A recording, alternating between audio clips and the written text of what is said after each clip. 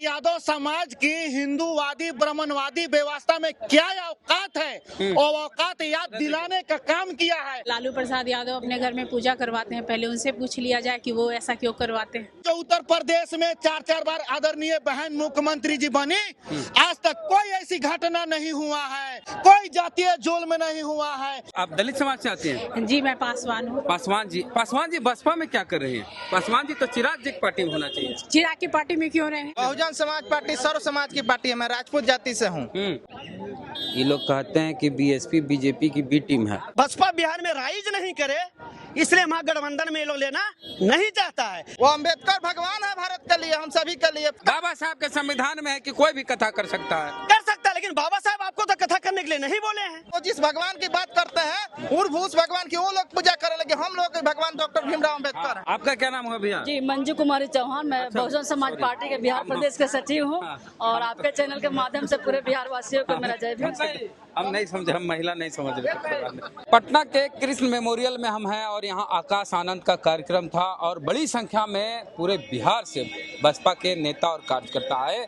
यहाँ पर देखिए हजारों लोगों का हुजूम है। क्या नाम हुआ आपका? मेरा नाम मनोज कुमार हुआ साहब, आप और जोन नंबर 2 का जोन इंचार्ज है। अच्छा जी। दलित समाज से आते हैं? जी दलित समाज तो से। इस बार बिहार में विधानसभा चुनाव है, इस साल क्या होगा इस बार? इस साल तो सर जो हुजूम आप देख रहे हैं, इस पर नई क्रांति होगी। पिछड़ा अति पिछड़ा और दलित, अनुसूचित जाति, अनुसूचित जनजाति, धार्मिक अल्पसंख्यक मिल करके इस बार हाथी को दौड़ा देना बिहार में। हाथी नहीं दौड़ रही है बिहार में, हाथी नहीं दौड़ रहा। सर आप तो देख रहे हैं ना, बगल में कार्यक्रम लगी हुई है। आज छत्रपति साहू जी महाराज का जयंती समारोह है, जन्मदिन है। तो ये जो पिछड़ा का राजनीति करने वाले लोग हैं, कौन? ये नीतीश बाबू है, लालू जी हैं, इनको छत्रपति साहू जी महाराज नजर नहीं आते हैं। इन लोगों का काम है केवल बस सत्ता से चिपक के रहना। आपको मालूम होगा वेद बाबू कि मंडल कमीशन लागू करो वरना कुर्सी खाली करो। जिस समय माननीय कांशीराम साहब ने यह आवाज, उस समय विश्वनाथ प्रताप सिंह प्रधानमंत्री थे, उसी समय लालू यादव और नीतीश बाबू सत्ता से चिपका हुआ था। और उस माननीय कांशीराम साहब के बदौलत आज ये लोग राजनीतिक में आए और ये मुख्यमंत्री लोग बने। अच्छा, उत्तर प्रदेश में बहन जी कुछ क्यों नहीं बोल रहे हैं? वहाँ यादव कथावाचकों को अपमानित किया गया, उसमें एक धानुक भी है। तो आपको तो पहले शूद्र कह दिया गया, तो फिर आप कथावाचक करने क्यों जा रहे हैं? कहे नहीं करेगा? क्यों? कोई भी कर सकता है। आपका बाबा साहब के संविधान में है कि कोई भी कथा कर सकता है। कर सकता है, लेकिन बाबा साहब आपको तो कथा करने के लिए नहीं बोले हैं। क्या बाबा साहब कथा करने के लिए बोले हैं? अगर बाबा साहब बोले हैं तो आप बोलिए। कथा किसका? गौतम बुद्ध की कथा करनी चाहिए। बिल्कुल करनी चाहिए। जो आप हम लोग किसको भगवान मानते हैं? हम लोग परम पूज्य बाबा साहब को भगवान मानते हैं। बाबा साहब जो हमारे कहे हैं वो काम हमको करना है, और नहीं करेंगे तो लात जूता खाएंगे। यही होगा। गौमूत्र पिएंगे और क्या हो सकता है? इस भारत का मूल निवासी, यहाँ का जो शासक वर्ग है, अभी हम ये अपना छत्रपति साहू जी महाराज राजा थे, ये इनकी जयंती समारोह मना के हम लोग आ रहे हैं। इन्होंने क्या कहा है? इनको हमारे समाज के लोगों को अभी तक ये मालूम नहीं है कि हमारे जो पूर्वज रहे, हमारे जो पिछड़ा के जो संत गुरु महापुरुष रहे, उन्होंने हमें क्या संदेश दिया। अगर हम उस संदेश को समझ ले, उस विचारों को अगर हम समझ ले, तो फिर इसकी तो जरूरत नहीं पड़ेगी साहब। आज सर अच्छा, महागठबंधन में बहन जी की पार्टी को लेना चाहिए बसपा। अब यही तो डर इन लोग को लगता है साहब। इन लोग को डर लगता है कि अगर बहुजन समाज पार्टी महागठबंधन में आ जाएगी, 10 गो सीट जीत जाएगा, इन लोग को तो स्वाभाविक है कि इन लोग का हालत खराब हो जाएगा। ये लोग जानबूझ के साहब कि बसपा बिहार में राइज नहीं करे, इसलिए महागठबंधन में ये लोग लेना नहीं चाहता है। हकीकत बात यही है, क्योंकि आपको ज्ञात होगा। ये लोग कहते हैं कि बीएसपी बीजेपी की बी टीम है।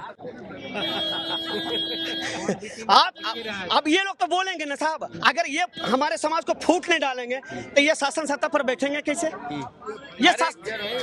ये शासन सत्ता पर बैठेंगे कैसे? तो ये तो हम लोग को समझना चाहिए, है ना। आज साहब एक चीज जान लीजिए, मैं जिस जिले से आता हूँ। कौन जिला? लखीसराय जिले का। मैं पूर्व जिला अध्यक्ष भी जोन इंचार्ज हूँ। मैं ताड़ी दारू बंदी करा दिया साहब हमारे ही दलित समाज पर। पुलिस वो बर्बरता करती है। कितने लोग मेरे पास आए हैं कि शराब नहीं पकड़ा गया, लेकिन जबरदस्ती पीट करके, और पुरुष को तो पीटा ही जाता है, हमारे घर के बच्चियों को पीटी जाती है। तो ये लोग तो यही कहेंगे। ये हमारे इस बार क्या तैयारी है, कितना सीट जीतेगी बसपा यहाँ? सर मुझे तो लगता है कि 30 से प्लस हम जीतने नहीं जा रहे हैं। 30 plus 30 plus Basapa. 30 plus Basapa. हाँ। अब मेरे बगैर साहब किसी की सरकार नहीं बनेगी, ये मैं दावा करता हूं। आपका विधायक जीत जाता है और चल जाता है, नीतीश जी के साथ जमा खान चल गए ना जी। अब तो वो है, तो ये लोग है सामदंड भेद तो ये लोग जानता है। हाँ। इससे अब जो हमारे कैंडिडेट खड़े हो रहे हैं वो किसी भी कीमत पर बिकने का काम वो नहीं करेंगे। नहीं तो बसपा में होता है, दूसर पार्टी के आदमी आता है, टिकट लेता है, चुनाव लड़ता है, हार जाता है, फिर अपना दूसर पार्टी में चल जाता है। नहीं तो देखिए अब ऐसी बात है तो बहन जी आपको याद होगा हरियाणा के चुनाव में बहन जी क्या कहा था कि अब हमारी सरकार में भागीदारी होगी, अब तुम्हें बिकने की जरूरत नहीं है, तुम्हें बिकने की जरूरत नहीं है। तो आपके टिकटवा पे लड़ता है, खाली टिकटवा लेता है, चुनाव लगता है भी लगता है आप लोग पर कि पैसा लेके टिकट देते हैं और फिर पैसा लेके टिकट लेके लड़ता है, चुनाव हार जाता है, चल जाता है। साहब यहाँ पर एक बात हम कहना चाहेंगे कि हमारे जो मनुवादी गुलाम मानसिकता बन गया हमारे समाज को, तो ये लोग जब तक इससे निकलेंगे नहीं, जब तक ये लोग इससे निकलेंगे नहीं तो समझ कहाँ से आवेगा। चलिए, क्या नाम भैया आपका? नाम बताइए। लालजी राम, प्रदेश महासचिव, पूर्व प्रत्याशी, राजपुर विधानसभा। हाँ, राजपुर से हैं जी। बक्सर राजपुर। अरे पिछली बार तो आप ही हराए हैं संतोष निराला जदयू को। हमें हराए। 42,000 कितना वोट ले आए थे जी? नहीं, वो संजय राम थे, हमारा टिकट कट गया घोषणा होने। नहीं, आप ही पार्टी हराई ना बसपा। हाँ। बीएसपी 40,000 से ज्यादा वोट ला के जदयू के संतोष निराला को हरा देने का काम किया जी। हाँ, तो इतनी ताकत आपका राजपुर में है कि आप जदयू को हरा देते हैं, लेकिन आप और कांग्रेस के वहाँ चुनाव जीत गए। देखिए कुछ विषम परिस्थिति रहा जो इन लोग का संतोष निराला किस आदमी है वहाँ? देखिए वहाँ दोनों इस समय जो है नाराज चल रहा है, चाहे वो संतोष निराला हो चाहे विश्वनाथ राम हो। वहाँ बीएसपी का मूवमेंट जोरों पर है और हमने जो है पूरी ताकत वहाँ पर झोंक तो दी। राजपुर में इस बार कौन बीएसपी जीतेगी? एकदम बीएसपी इस बार जो है वहाँ से जीतेगी। हाँ, इसमें दो राय नहीं है। बीएसपी का वहाँ जो है पलड़ा आज भी भारी है, कल भी भारी था। थोड़ा वहाँ मूवमेंट चेंज नहीं हुआ होता तो वहाँ बीएसपी का जीत सुनिश्चित था। हाँ, और बताइए उत्तर प्रदेश में जादव बंधुओं के साथ इस तरह अत्याचार किया गया और उसमें एक धानुक बंदा भी था कलाकार, उसके साथ भी अपमानित किया गया, नाक रगड़वाया गया, बाल छील दिया गया, शिखा काट दी गई और का छिड़काव किया गया ब्राह्मण महिला के और कहा गया कि तुम लोग अपवित्र थे, जाओ तुम पवित्र हो गए। तो इस पर आप क्यों नहीं बोल रहे हैं? बहन जी क्यों नहीं बोल रहे हैं? नहीं, बहन जी तो बोल रहे कि है पार्टी खाली दलित की पार्टी है। नहीं, बहन जी ने यादव उस समाज में भी बोलिए, बहन जी का शिष्टमंडल भी किया है। शिष्टमंडल भी किया है, ऐसा नहीं जहाँ भी बहुजनों की पार्टी है कि दलितों की पार्टी? नहीं, बहुजनों की पार्टी है। तो बहुजन पे अत्याचार हो रहा, आप कहा बोले? नहीं, बहुजन पर जो भी बहुजन पर जहाँ भी अत्याचार हो रहा है, बहुजन समाज पार्टी के तमाम लीडर जो है वहाँ हर संभव लड़ने का प्रयास कर रहे हैं। वाली घटना क्या बोलिएगा? इंतवाल देखिए वहाँ जो है, देखिए इसीलिए हम कहना चाहते हैं कि जो SC ST OBC माइनॉरिटी के लोग हैं वो अपने अधिकार कहाँ सुरक्षित है उसको समझें। जब तक इस बात को नहीं समझेंगे कि हमारा अधिकार कहाँ सुरक्षित है तब तक इनको जो है रास्ता मिलने वाला नहीं है। इनके भी कमी है, अपनी कमी और कमजोरी के ये लोग भी परखें।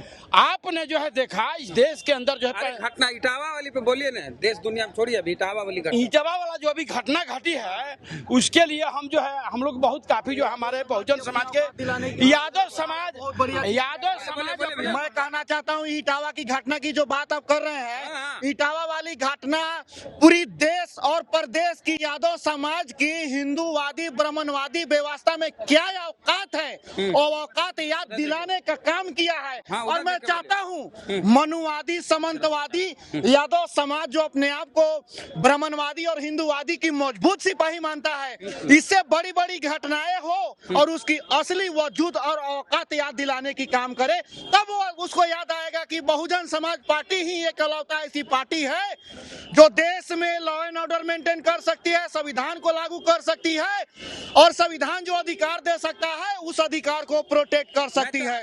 इस पीडीए कर रहे हैं। मैं कहना चाहता हूँ अखिलेश यादव को मैं कहना चाहता हूँ पीडीए एक मिसगाइड करने वाली, लोगों को भटकाने वाली वाली एक संस्था बनाया हुआ है। पिछड़ा दलित अल्पसंख्यक पीडीए एक मुखौटा बना करके दलितों को मिसगाइड करने के लिए, पिछड़े को मिसगाइड करने के लिए, खास करके मुस्लिम समाजों को मिसगाइड करने के लिए, और इन लोगों को वोट ले करके और सत्ता में बैठ करके इन लोगों पर अत्याचार करने वाली वो पार्टियां है।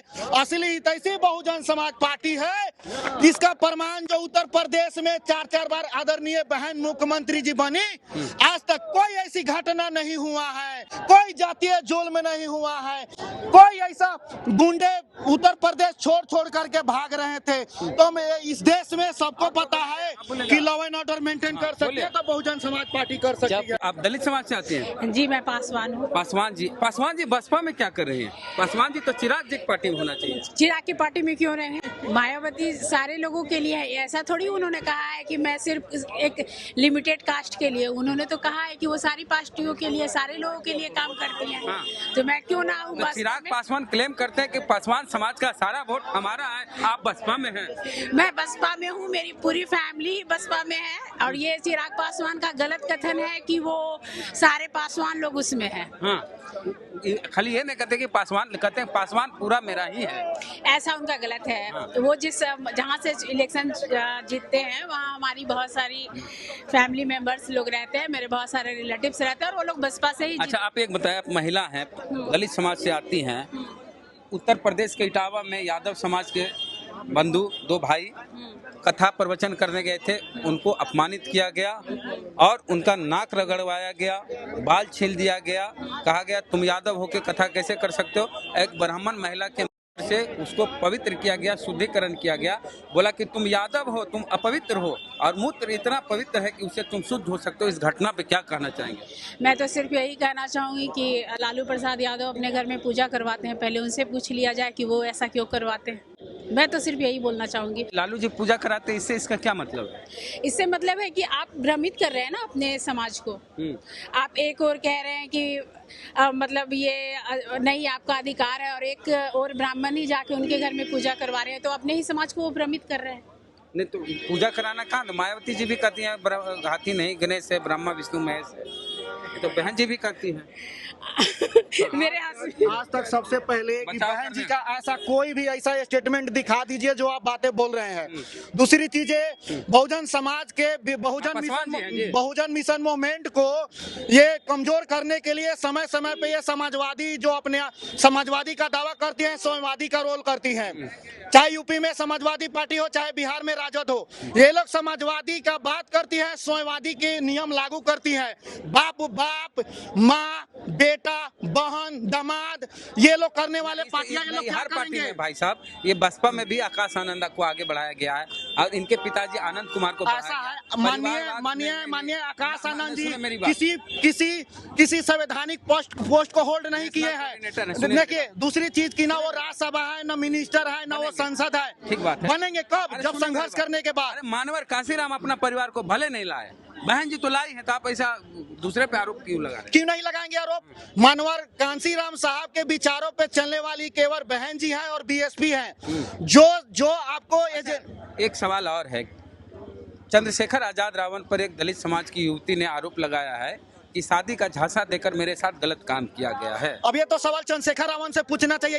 इतने महीनों से ये मुद्दा चल रहा है, इस मुद्दे पे एक शब्द नहीं बोला है। एक मीडिया वाले ने पूछा था, उसने बोला कि मैं कोर्ट में जवाब दूंगा। इसे साफ साबित होता है कि आपने हमारी दलित बहन बेटियों के साथ में आपने गलत किया है। और आप बहुजन महापुरुषों के मनवर कांसीराम साहब को नाम लेकर के दलाली कर सकते हैं, अपने अकाओं को खुश कर सकते हैं। जो बैग के बैग पेटी के पेटी पैसा आया पार्टी बना करके बीएसपी का बांटने का काम किया, वो कर सकते हैं, आका को खुश कर सकते हैं। लेकिन अब बहुजन समाज, दलित समाज जग चुका है। अब चंद्रशेखर जो भी है ये सब दलाली करने का काम कर रहे हैं, इसके झांसे में नहीं आने वाले हैं दलित समाज। बहुजन समाज पार्टी सर्व समाज की पार्टी है। मैं राजपूत जाति से हूँ।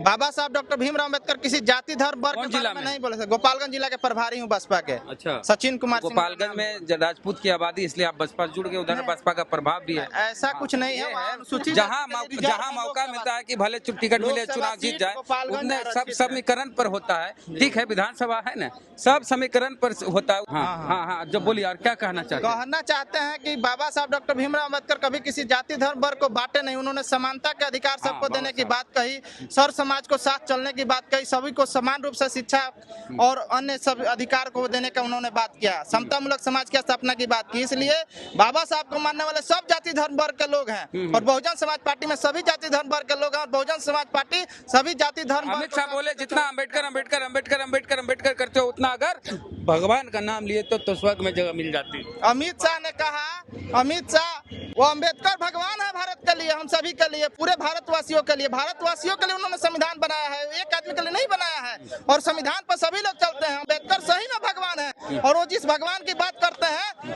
उस भगवान की वो लोग पूजा करे, लेकिन हम लोग भगवान डॉक्टर भीमराव अम्बेडकर है। आपका क्या नाम है भैया? जी, मंजू कुमारी चौहान, मैं बहुजन समाज पार्टी के बिहार प्रदेश के सचिव हूँ और आपके चैनल के माध्यम से पूरे बिहार वासियों को मेरा जय भीम। हम नहीं समझे, हम महिला नहीं समझ रहे। खैर, हाँ बोलिए मंजू जी। जी, अरे यादव बंधुओं के साथ इस तरह की घटना हुई, आप क्यों नहीं बोल रही हैं बसपा वाले लोग? देखिए, यादव ही नहीं, आजादी के पहले भी शूद्र समाज के साथ ऐसे अन्याय अत्याचार होता था और आजादी के बाद भी हो रहा है। तो हमारा परिवर्तन तो क्या संविधान से ही हो सकता है। जो कौम राजा होता है उसके साथ नहीं होता है। आज सांप्रदायिक शक्तियाँ देश पर हावी है, केंद्र से लेकर बिहार के राजनीतिक में। तो इस घटना पर क्या कहना है? इस घटना पर ऐसे ये घटना मामूली घटना, कोई बड़ी घटना नहीं है। क्या बात करें? इससे बड़ी घटना जो है हमारे बेटी के साथ होता था।